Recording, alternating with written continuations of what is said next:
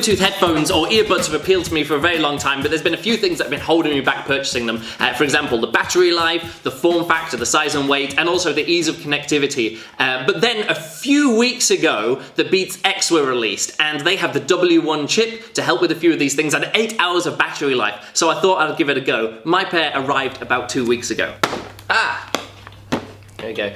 Apple stuff normally go like that and it goes, ah. Oh, Beats stuff doesn't. So these are the BeatsX. They cost 150 euros, which felt like quite a bit of money at the time. But as soon as I opened the box, I found a voucher for 3 months of Apple Music. But it isn't just for 3 months of Apple Music. It's actually just an iTunes voucher. You can spend it on anything you want. So immediately it felt like 30 euros off. The only way I'll know if the BeatsX have been good value at 150 euros is if they last me about a year and a half before I have to replace them if they're lost or broken. Up until now, I've stuck with the Apple EarPods.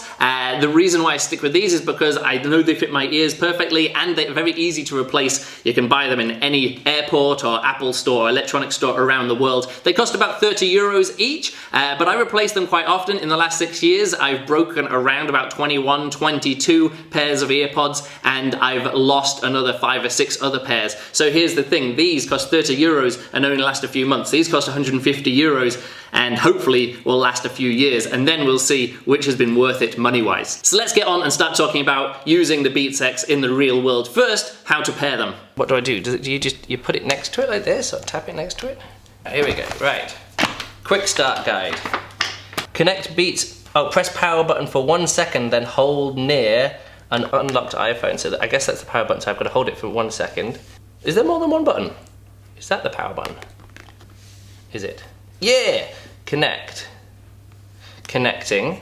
Once I'd worked out that the power button is here on this lumpy thing rather than near the volume control, it did work as advertised and pass the information about the Bluetooth connection around my different devices, from my phone to my iPad and my watch, and also to my MacBook Pro. On any device I can now swipe up, and on the now playing screen is a little BeatsX option. In the music apps you can just tap on this icon at the bottom, BeatsX is an option, select it and it starts playing. And then at the top of the phone or device is a little headphone icon to say where the sound is coming from. I've become a big fan of using software to switch my headphones around between devices rather than plugging and unplugging headphones. In fact, I find it way less stressful because, for example, before I'd go to bed and I'd be listening to something on my phone and the cable would be plugged in there, but then I'd want to watch a YouTube video, so I'd have to unplug it here and then I'd go to plug it in. I'm like, oh no, but the headphone socket is on the bottom of my phone, but the headphone socket is on the top of my iPad, and I'd search around and it's, where is it? Oh, actually this is the top, and then I'd get it here and plug it in and then adjust the volume, but now I can just swipe up, select BeatsX, it goes bloop bloop, and it's ready to go. Which brings me on to how to make the BeatsX fit in my ears. No, don't fit at all. There's different sizes. Ah yeah, that's what we were looking for. Oh, maybe I shouldn't have just tipped them all out. Right, okay. So is there a left and right? Because I'm still not sure which way around these goes. Okay, they fit way, way better, but they still fall out. So maybe they need to be bigger, or maybe I just need to push them in further. Let's see what these are. These are for jogging, right? Well, yeah, these you clip onto the back or something like this. Yeah, but then that just fell off the back. Is that the right way? So wait. Oh, right. So that's on the wrong ear. Doesn't feel. So I've just jammed that into the wrong place, and it won't come off again. I know it's weird to say this, but this is all the kind of thing that you don't normally have to do with Apple stuff. And now I'm having to, this is not Apple, even though it's kind of Apple technology, but put in a Beats headphones. I see you're already heavily impressed by it. Well, if it works, I'll be impressed, but at the moment, it's not on. Right, so what's the difference between those two, or are they just the same? Is that going into the right bit of my ear? Okay, that's in there really solidly, that side is in. I wish it just said left and right on them, but it doesn't. No, that can't be right, because then that's on the left-hand side, and on the Apple ones, that's on the right-hand side. So that's what I was getting confused with, is that the control is on the left ear rather than on the right ear. So that's why I was always putting them in the wrong way around now. Okay, that sounds good now. I guess I was just always having them in the wrong ear.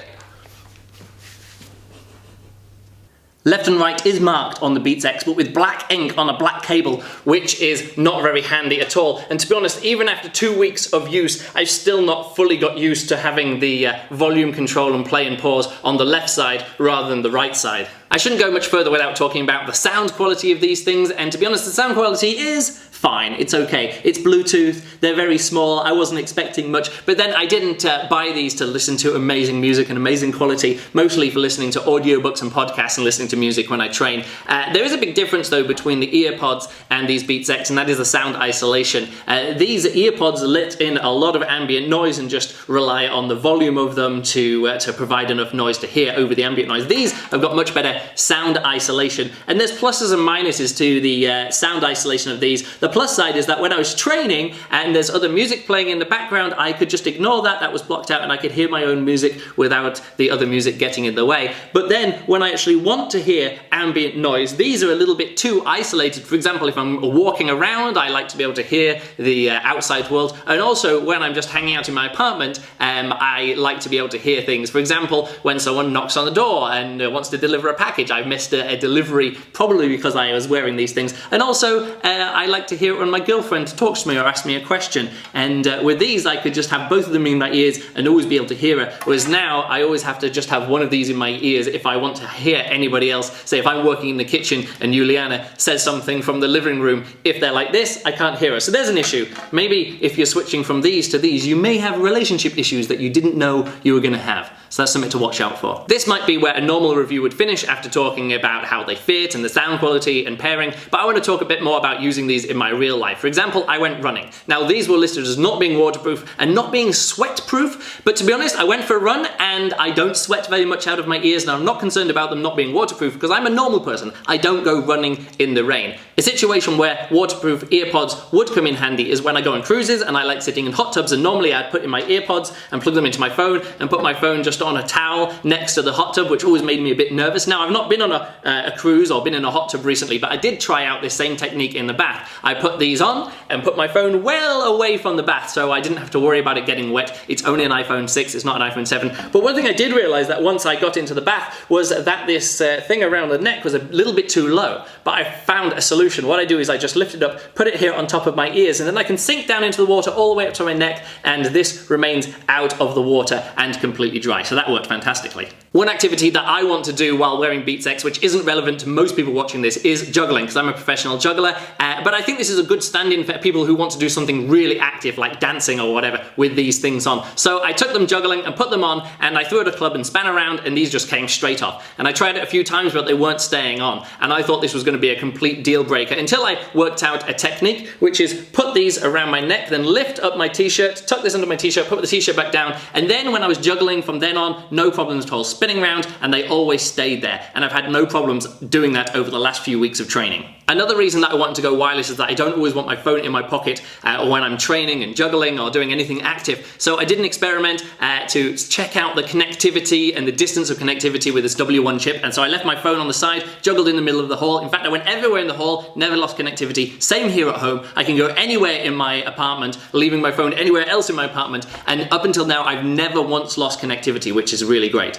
Another option that I have of not having my phone with me and still listening to music is, of course, using my Apple Watch. So the pairing is magic, it just goes straight across. And so what I did is I loaded up a playlist of various different kinds of music, running music, juggling music, tracks that I perform to that I can loop over and train to, and also just some general listening music. For example, the Hamilton soundtrack, put it in a playlist so I don't have to be skipping over the 6 tracks in the second act that I never want to listen to. Now, I do have a few small issues with the BeatsX, nothing that's a deal breaker, just a few small annoyances. For example, these lumpy things, which I'm guessing hold the batteries, which one is which? This one's got the power button on, this one has got the power socket on, but I'm never sure. Every single time I pick it up, it seems like I've got the wrong one in my hand. Another small issue that I have is the indicator light on the power button. You can hardly see it here in the daylight, but at night, when it's the only source of light in the room, I couldn't sleep with it next to me on my bedside cabinet, and when I turn it away, it would make the entire corner of the room glow. I noticed it, and in fact one morning my girlfriend said, "Hey, I really noticed the headphone light."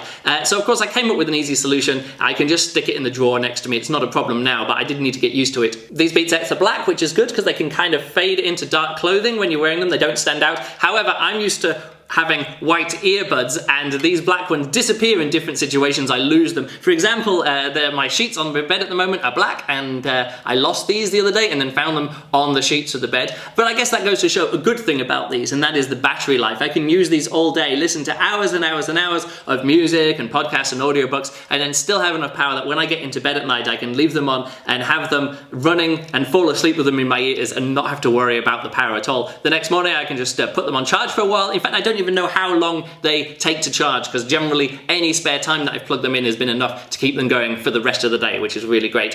One other small issue that I have is a habitual one, which comes from me now getting into the habit of not having my phone in my pocket or close by all the time. I don't need it because I'm not connected. And so what will happen is, if I do switch back to the earpods, is that I'll be listening to them and then I'll just have this on a table or by the couch or something, and then I'll get up and walk away and something like this will happen. Oh. And so that drops on the floor. It's in the case though, I don't really mind, but yeah, this is the habits that I'll have to break as I go through this transition era of going from wired to completely wireless.